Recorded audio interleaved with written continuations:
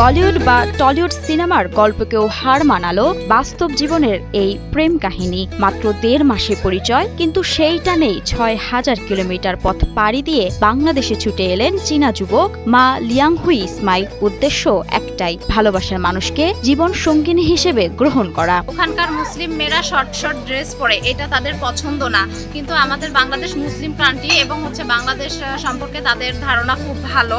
গল্পের শুরুটা মাত্র ১.৫ মাস আগে। সামাজিক যোগাযোগ মাধ্যমে রংপুরের মিঠাপুকুরের মেয়ে আনিকা আক্তারের সাথে পরিচয় হয় চীনা যুবকের। অল্প সময়ের কথা আর বার্তা চালাচালিতে তাদের মধ্যে গড়ে ওঠে গভীর সখ্যতা ও ভালোবাসা। অনেকেই হয়তো ভেবেছিলেন এটি শুধুই সাময়িক আবেগ, কিন্তু ইসমাইল প্রমাণ করলেন ভালোবাসা মানেই দূরত্বকে জয় করা। ওর সাথে আমার প্রথম পরিচয় হচ্ছে উইটেক একটি অ্যাপস আছে, ওই অ্যাপসে আমার সাথে ওর পরিচয়। এরপর আমরা SMS এ টেক্সট মাধ্যমে কথা বলি এবং ট্রান্সলেট করে তার SMS আমি বুঝি। ইসমাইল শুধু নামেই মুসলিম নন, তিনি চমৎকারভাবে পবিত্র কোরআনের আয়াত পাঠ করতে পারেন। আউযু বিল্লাহি মিনাশ শাইতানির রাজিম। বিসমিল্লাহির রহমানির রহিম। আলহামদুলিল্লাহি রাব্বিল আলামিন। গত ১২ এপ্রিল ঢাকায় আসার পর তাদের প্রাথমিক বিয়ে সম্পন্ন হলেও গত ২৪ এপ্রিল শুক্রবার রাতে রংপুরের মিঠাপুকুরে পারিবারিকভাবে মুসলিম রীতি মেনে ধুমধাম করে তাদের বিয়ে হয়। বিদেশি বরের মুখে কোরআনের তেলাওয়াত শুনে মুগ্ধ গ্রামবাসী সানন্দে তাকে বরণ করে নেন। ঢাকায় গিয়েছি ১২ তারিখে এই মাসে। যাওয়ার পরে আমাদের ওখানে সর্বপ্রথম মৌলবি দিয়ে ইসলামিকভাবে বিয়ে পড়ানো হয়। Mandalas is the brother very good.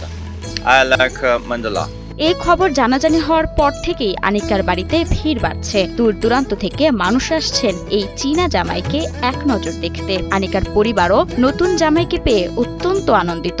এটা আমাদের জন্য একটা খুবই গৌরবময় বিষয় যে চায়না থেকে একজন জামাই আসছে আমাদের দেশে, আমাদের গ্রামে। এটা ছোট একটা গ্রাম, এই গ্রামে আমাদের একটা চায়নার জামাই, এটা আমাদের জন্য একটা গৌরবময় বিষয়। প্রেমের টানে ইসমাইল যেমন বাংলাদেশে এসেছেন, আনিকাও তেমনি জীবনসঙ্গীর হাত ধরে পাড়ি দিতে চান সুদূর চীনে। সব আনুষ্ঠানিকতা শেষ করে শীঘ্রই এই দম্পতি চীনের উদ্দেশ্যে রওনা হবেন বলে জানা গেছে। যেটা চলাফিরে তাই যে মিশুক ছেলে একটা দেখতেছি, সবার সাথে মনে করেন ছোট বড় সকলের সাথে ভালো ব্যবহারে সালাম আদব কায়দা নিয়ে কথাবার্তা বলা কওয়া করতেছে। ভালোবাসা কোনো ভৌগোলিক সীমানা চেনে না ভাষার বাধা। ইসমাইল আর আনিকার এই গল্পটি আবারও প্রমাণ করল সত্যিকারের ভালোবাসা সব বাধা জয় করতে জানে। মাহমুদা মুন্নি, ৭১।